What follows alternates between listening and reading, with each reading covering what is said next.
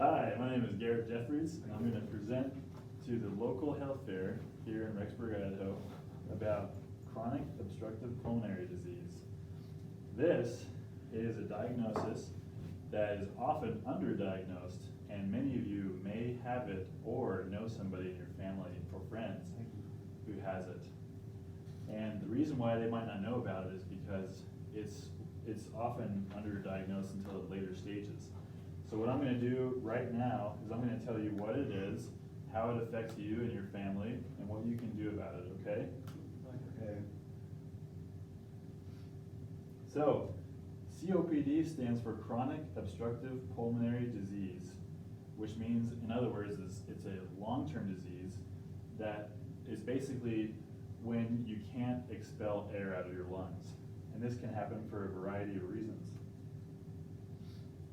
First thing to know about COPD is it's actually pretty widespread, more than many people know. About 12.7 million adults in the United States over the age of 18 have COPD. It's often underestimated or underdiagnosed, and it's a very serious disease resulting in more than 133,000 deaths in America every year. So how can you get COPD?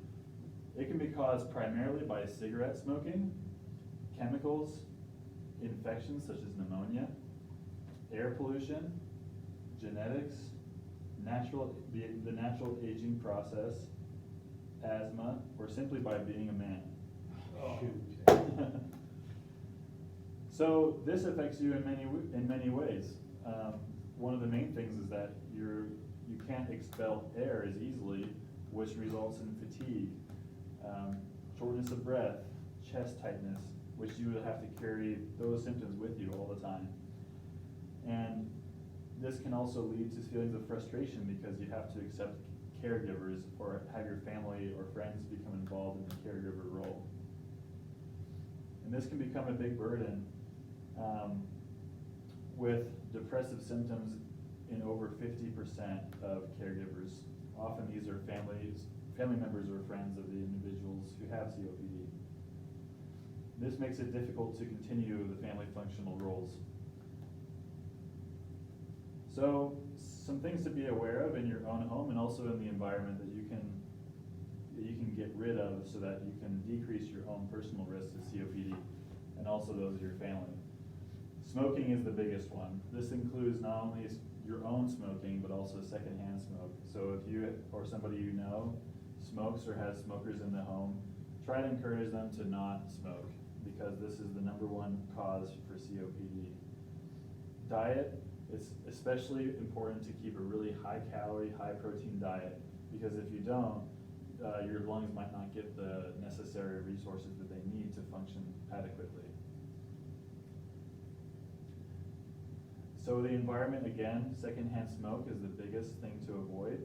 Also pollution or chemicals such as hazardous work environments can be very effective as well. So what do you do about it? Smoking cessation is the first and foremost thing that you should do. Stopping your own smoking or encouraging family members or friends to stop smoking. There are options that you can get if you seek help from a medical professional for smoking cessation.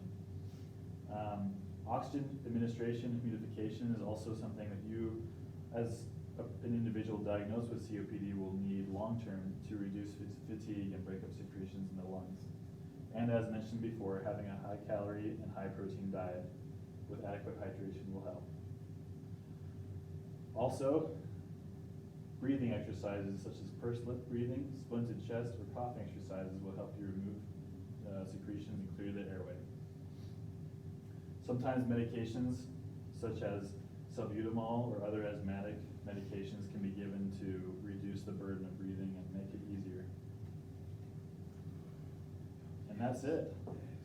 You're now on your way to effectively managing COPD. If you have any questions. Okay. So good, so good.